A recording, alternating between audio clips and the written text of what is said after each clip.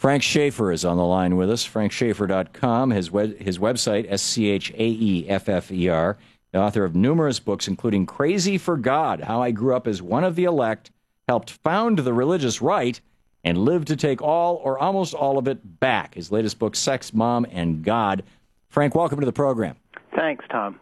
So one of the things that I pointed out in the previous hour is that during the first few hours after this guy in Norway killed all these kids and blew up the Prime Minister's office, the Washington Post, Jennifer Rubin was quoting the Foundation for the so-called Foundation for Defense of Democracies and American Enterprises Institute as saying that this was jihadi attacks.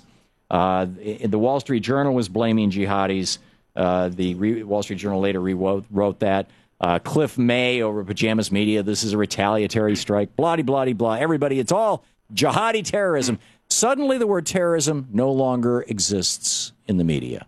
What's going on? Well, it's a madman now because he's a Christian fundamentalist. And, of course, Right. He was a jihadi. He was a Christian jihadi, waging a holy war on the liberal democratic values of our part of the world, the West, the much vaunted children of the Enlightenment. And essentially these folks, people like him and Fox News that basically espouse the same views of immigration, the other, in quotes, people with brown skin, Rupert Murdoch, who has spent billions of dollars trying to destroy the presidency of our first African-American president because he, A, disagrees with the politics, and B, the right wing just can't stomach seeing a black in the White House. When you add all this up, the philosophy of the man who picked a gun up and shot down 88 or 89 teenagers, the best and the brightest, who had come to a summer camp to talk about politics and ideas in the future and change and how they could help their country, these are the people he killed. And it was a blow aimed at the heart of Western culture, not just Norway. And it was the same blow that is being aimed at the heart of our culture when you give people like Glenn Beck, Michelle Bachmann, Sarah Palin, and others a megaphone, which Murdoch has done.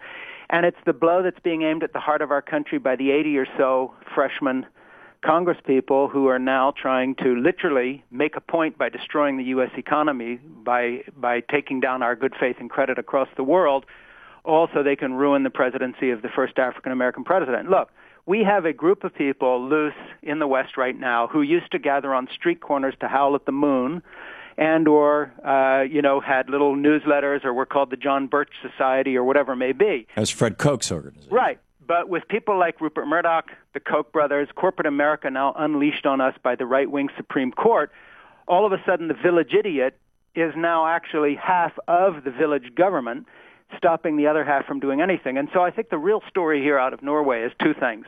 One, we have people like the Michigan militia, the Hutari militia, the abortion provider murderers loose in our midst, well-armed because of the NRA, parts of gun clubs, just like this young man was in Norway, part of a legitimate gun club. He owned all his guns legally, I point out, and had no criminal record. We have people here just like that. It's only a matter of time for something like this to happen here. In fact, it already has. We had a security card gunned down at the Holocaust Museum, et cetera, et cetera. We know all these cases. Right. Secondly, and I think the far bigger story, is if you read through his 1,500-page manifesto and take a look at what he's saying, if you change a few words here and take some of the loony graphics out of him, with the Templar armor on and all the rest of it, what you have is essentially the Tea Party manifesto. He hates immigration. He is a Christian Zionist and thinks we ought to drive the Palestinians out of the, quote, Holy Land.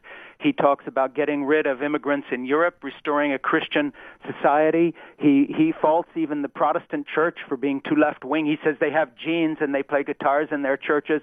We need to return to the old-fashioned Roman Catholic traditions, et cetera, et cetera. So what we have here is a right-wing evangelical-type Christian Zionist who picked up a gun and did what a lot of these other people only think about, which is not just kill young people randomly. This wasn't a random act like 9/11 was where anybody could die.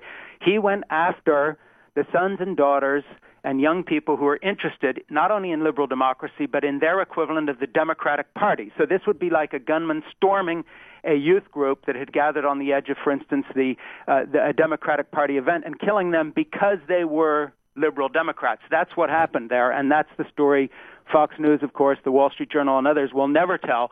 They'll try to say, oh, this was an incident of just one crazy person. Well, he may well be insane, but it was an insanity that mirrors exactly what our own right wing says, believes, and wants to do. And quoting from his manifesto, ladies should be wives and homemakers, not cops and soldiers, and men should still hold doors open for ladies. Children should not be born out of wedlock. Glorification of homosexuality should be shunned. Michelle Bachmann couldn't have put it better. Right, exactly. When will they waterboard this guy and find out where the other cells are? Or is good question. Is Norway too civilized for that? Yeah, and the thing is, he may be an isolated individual, but he plugs into a mass movement in Europe where you have the rise of neo-fascism across Europe. Yes. You have 25% of Europeans voting far-right tickets now, and they are the exact equivalent of our Tea Party. And in America, what we see here going on right now in Congress is when you have people who are religiously motivated, in other words, religious faith-based economics, as in let's shut down the U.S. government so everybody has to homeschool their kids and poor people don't get benefits anymore so they won't be lazy. This kind of weird American version of a kind of an Ayn Rand combined with fundamentalist Christian doctrine, which is ironic because Ayn Rand was atheist, yeah, aggressively, and evangelically. Totally contradictory. I mean, how these two things can coexist is a discussion for a psychology or philosophy class, but that aside, this weird amalgam of Ayn Rand selfishness combined and her atheist vision combined with sort of fundamentalist Christian horrible, cut off their hands if they steal, kill homosexuals and all the rest of it. That's what we got. And we have it in the Tea Party. We have it in Washington. We have it in a number of our presidential candidates. And I may add, this is what our president is up against. And I think, one of the reasons that I'm not only pro-Obama but give him a lot of latitude is I think a lot of Americans, including Americans in the left and Democrats and progressives, underestimate what our president is trying to deal with. Look at what Congress is doing on a simple reauthorization of the debt ceiling. Or the FAA. How can any business be done? This is what he's up against. Yeah. No, absolutely. He is up against absolute ideologues and crazies who are hell-bent for leather on bringing down his presidency. And it looks like the most effective way they can do that is to bring down our economy in the hopes that people will blame him for it. And we have to be honest and say they are not patriotic. And no. The left needs to talk about patriotism. The right is no longer patriotic. They hate this country, and they're trying to bring it down to make an ideological point. Absolutely. Absolutely. Frank Schaeffer, frankschaeffer.com. Thank you, Frank. Hey, well my said. pleasure.